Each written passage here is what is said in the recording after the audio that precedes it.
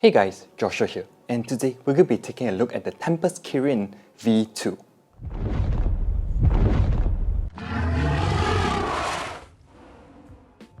So taking a look at the box, on the top you're going to see the keyboard layout, and here you have their logo Tempest. This is the Kirin V2. As I mentioned, on the side there's also some of their logos again. On the back, Tempest Kirin V2, and you get to see what the back of the keyboard looks like even on the box. Here it's also the same thing, and then complies with IMDA standards. And lastly, on the back, you're going to get some information. So you have the specifications here. So dimensions are 360 by 134 by 35 mm plus minus 0.5 mm, weight 1.0 kg, keycaps, double shot PBT keycaps, connectivity Bluetooth 5.1, USB-C, battery capacity 2700 mAh, backplate aluminium, casing, ABS, USB cable, there's a 1.8M braided USB-C cable inside, compatibility with Windows, Mac, Android, and rollover output, and key rollover. And you get a QR code so you can go to their website more easily, and their certifications. So let's get this opened up.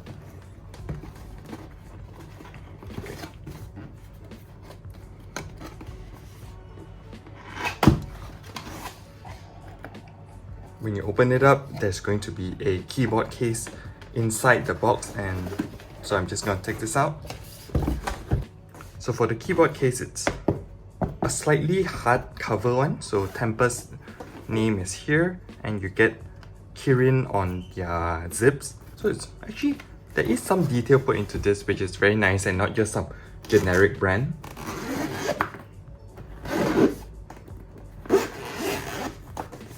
Now, so when you open it up, on the top there's going to be a manual, Kirin V2. Open it up and you get the layout, lighting controls, keyboard controls, charging instructions, Bluetooth, general specifications, and the content. So here we have the Keycap Pullers. Taking it out, you have two different kinds. One is the thong-like ones, and the other one is the usual one that I'm more used to. So this one, you just put it in and you can pull the keycaps out. Then there are some extra keycaps that you can change to that they've provided inside here. So these are just some pink arrow keys and a black enter button, black escape button, and yeah, that's for the extra ones. So this is the 1.8 meter cable that they've provided. So your USB-A to USB-C, and USB-C just plugs into the keyboard, and USB-A goes to your computer. Something I really like about this case is that there is actually these bands here to hold your keyboard in place, so when you bring it around, it won't rattle around too much and you won't be too worried. So let me just get this out. And first impressions of this is a very solid keyboard. There is some weight to it, even though it's only 1.0 kg, but you can definitely feel that it's something that's really very solid even in your hands. Now that it's out of the plastic bag, hopefully you can see it looks really good. The whites are very perfect. The pink, it's just a very nice contrast between the black and the white, and suddenly you just have these slight pink ones, which I think I'm going to be changing them to the black keycaps later on, and we'll see how easy or hard it is. Anyways, moving on to the keyboard. So on the back here, you can see the USB-C connection, and you have a cable route through, so very nice. And on the back, you still get some legs here, so you can prop your keyboard up. If you don't use these legs, they still have these little pads here to ensure that your keyboard won't slip around, non-slip pads. And Tempest Kirin V2, checking out the sides. So on the sides, it's still the Tempest logo on the front. On the side, it's just pure black and pure black. So first impressions, this feels like a very solid keyboard, and yeah, I'll get to testing and let you know how it goes. To replace the keycaps, it's really very simple. All you need to do is just slide the keycap puller in. So I'm just going to be removing the enter key.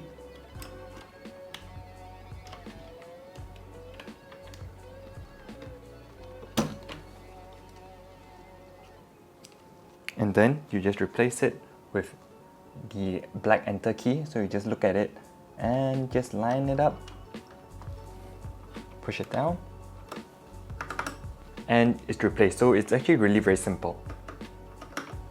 Just to clarify, this is actually a switch puller and not a keycap puller. Tempest provides one of each, a keycap and a switch puller, because, well, you can actually swap out the keycaps very easily, but for customizability options, you can also change out the switches for any MX style switch you prefer. So say you want to go from a tactile switch to a linear one, you can do that, and in this case I have the Novelkeys XCal Box Royal switches. So say I want a different feel, I don't need to buy an entirely new keyboard, but I can then just use the switch puller, pull the switch out and swap it to something else like a KL Box White or Gateron Yellow. Let me just talk a bit about the Kirin V2. Previously, Tempest had already released their Kirin V1, but this V2 version has basically built upon the previous model and then improvements made by listening to their customer's voice and what they also wanted in the keyboard, plus improving upon the predecessor. First off, instead of a steel body, the backplate is now made out of aluminium, which makes the entire keyboard lighter at 1 kg, but retaining all the durability and a more rigid body, so you can just throw this in your bag without worrying that it will flex and bend when on the go. The Kirin V2 also has Rgb lighting built in, but they aren't able to be fully customized. Instead, you'll have to rely on one of the 19 presets that are already built into the keyboard, which you can choose by pressing the function plus page up keys, and you can even adjust the speed of the lighting effects. So brightness, color cycle, all of these are also adjustable, so you still get some customizability.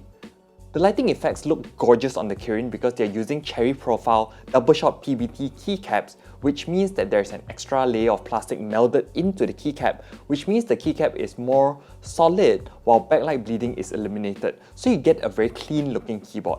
There are also two ways you can use this. One is in the USB mode where you connect it like any other keyboard with the USB cable, or you can go into Bluetooth mode, which uses Bluetooth 5.1, which has better signal accuracy while using less power, and then you pair this with any Bluetooth compatible device like an iPad, iPhone, and the nice thing about this is you can connect with 3 different devices and you just switch to each different device just by switching to the assigned presets. So you could have this connected to, say, your iPad, laptop, and also desktop, and whenever you switch between the devices you're using, with just a click, you can use the Kirin with another device. So they've made the entire process really easy.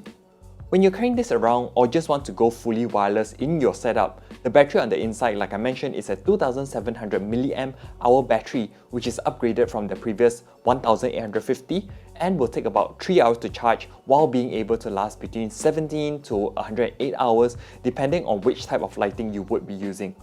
Obviously, if you have it on the brighter setting with full RGB, the battery will only last for a minimal amount of time, but if you're on the go and turn off the lighting, this actually lasts very long. I tried using the Kirin without any backlighting unless it was absolutely necessary, and because the Kirin goes into standby mode when left untouched for 5 minutes, basically just goes to sleep to conserve power, I got more than a week's worth of use out of it before the battery even went down to 10%. So unless you keep the lights on this like 24/7 or somehow manage to type on it without breaks for 4 days straight, the battery will last you a very long time.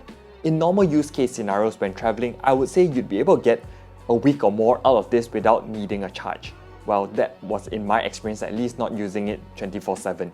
My personal experience with the Tempest Kirin V2 has been brilliant. This is my first time using the Novelkeys XCal Box Royal, which are tactile but quiet, and personally, I like the feeling because I do like tactile keys, but most tactile key switches are really loud. You know what I'm talking about with the Razor Green switches or Cherry MX Blues. So I went with these to test and I'm loving them.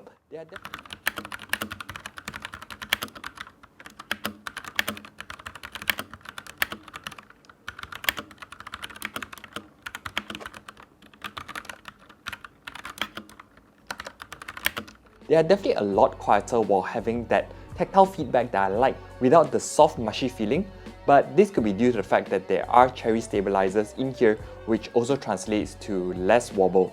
And yeah, they feel very stable. You don't get much rattling on the keyboard, but at the same time, if you want a different feeling, they do have the Cal Box white switches, which are clicky with a medium sound level, or the Gateron yellow switches, which have a linear feel and quiet sound level. You'll definitely find something that you like out of these three options: linear, clicky, or tactile. Or like I previously mentioned, you can always customize and swap the switches out for something you love while maintaining all the other functions. Overall, the Kirin V2 has everything I want from a portable keyboard. It is lightweight, has nice mechanical switch feel, and being able to bring this around either to game or just type on for work is amazing. Add that to the fact that they sell replaceable keycaps themselves, with the switches being swappable, so that you can easily customize the entire keyboard to something that is really unique for yourself, makes this awesome. I'll leave a link to their website in the description box below if you're interested in picking one up. I know for myself, this is going to be an addition to my own personal setup, be it in the office or gaming. And also, well, when we're able to travel again. Only thing I would have wanted out of this maybe is a white body, and hopefully that's something that they'll be adding in the future, fingers crossed. Anyways, remember to like and subscribe for more tech and gaming videos, hit the notification bell to get notified when new videos come up, and I'll catch you in the next one. Ciao!